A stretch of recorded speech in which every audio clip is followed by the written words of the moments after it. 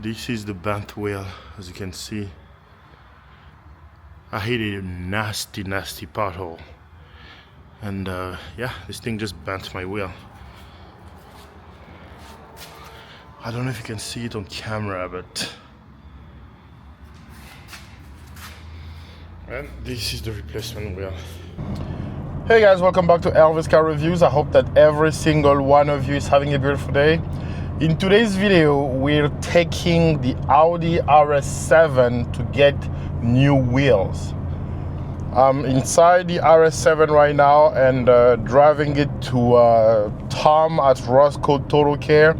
If you remember, in the last video I made with the RS7, I told you guys that I hit a pothole, like a nasty pothole, and it pretty much bent my wheel. So I called the dealer. I was looking around for wheels. I called the dealer. They did quote me $1,500 to replace one wheel, one OEM wheel, $1,500. Obviously that's out the door with all their fees and labor and stuff like that. So I mean, that was just too much for me to spend on one wheel. When you own a car like this, you have to put some money aside for when things break, because they aren't inexpensive to fix or to repair. So I was very disappointed when I learned that it was going to be $1,500 just to replace one wheel.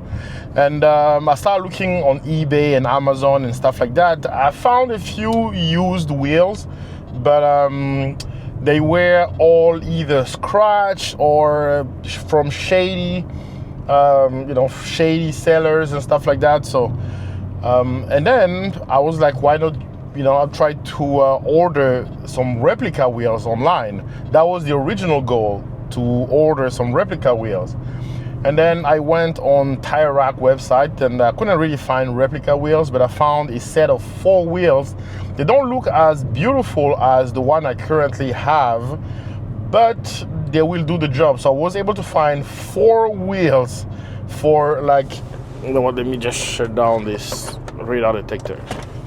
I was able to find 4 wheels for $1,350. So after tax and everything came to about $1,500. So for the same amount of money that Audi wanted me to pay for one replacement OEM wheel, I got 4 aftermarket wheels. So I'm heading to Tom at Roscoe Total Care right now, so I can swap the tires onto those wheels, and then I will see if I can fix that one wheel, and if I can, then I'll do it, and then buy like a set of 4 tires, probably Nitos and stuff like that, and put them on those wheels. That way I'll have like 4 wheels and tire, and I could just swap them back and forth. I mean, I'm not planning to drive this car in the winter anyway, despite the fact that it's all-wheel drive. This car will pretty much be like, I will enjoy it once in a while in the weekend, but mostly just for racing.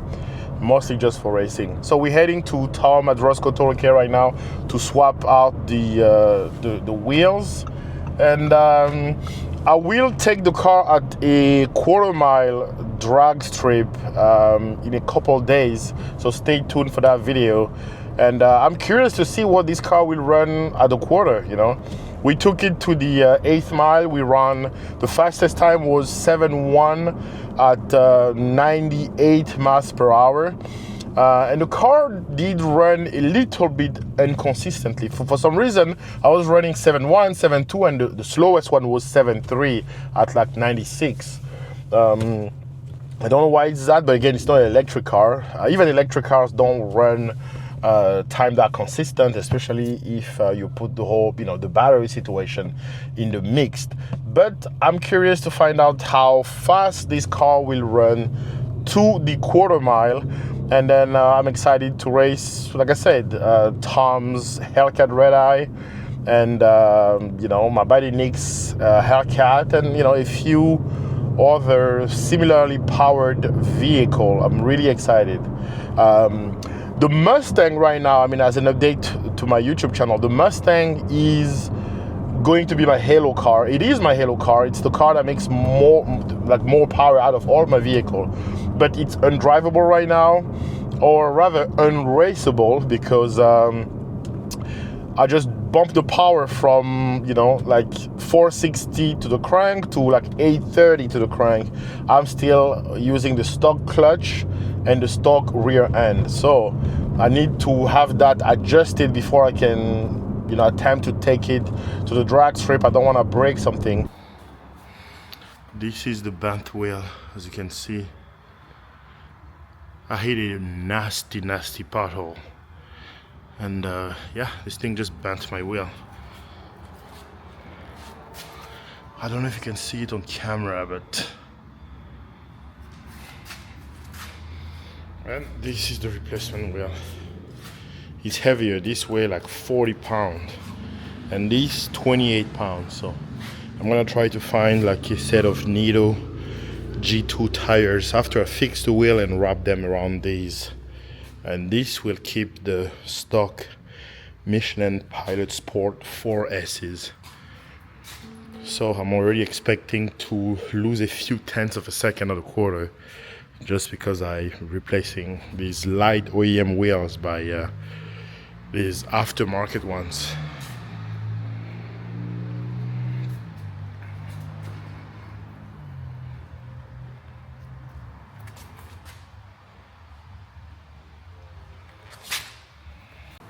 This, I mean, the RS7 only comes when I want to take it to the track.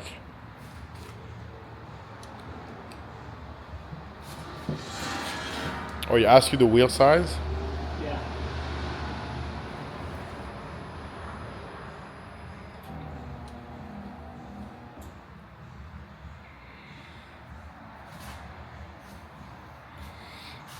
That's not good. What does it say? He wants 7, so I hope the tire's not fucked. Shit. Yeah, 7, that's a lot. On the back? Yeah. So, fucking Toyota Prius, some dude fucking just tire right over. What are you doing? Same thing, trying to get money?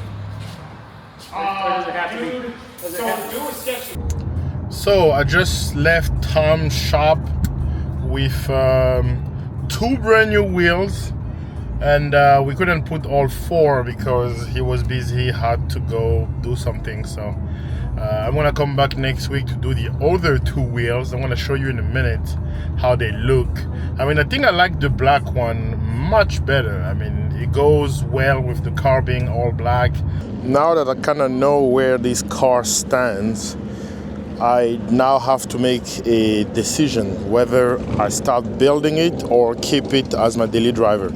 Right now the wheels are mismatched because like I told you, one of my wheels got bent because I run over a pothole, and I ordered a set of 4 new wheels. I like this one much better than the OEM ones. I went to my buddy Tom to have them installed just to come race.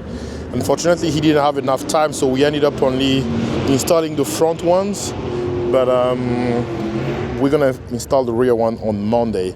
And the window tint, so I think I'm gonna go fix the OEM wheel tomorrow. I found a shop that will do that, and then once those wheels are fixed, I'm gonna order a set of tires to wrap around those wheels and then just keep them as reserve. I mean, this car looks so good with this aftermarket wheel.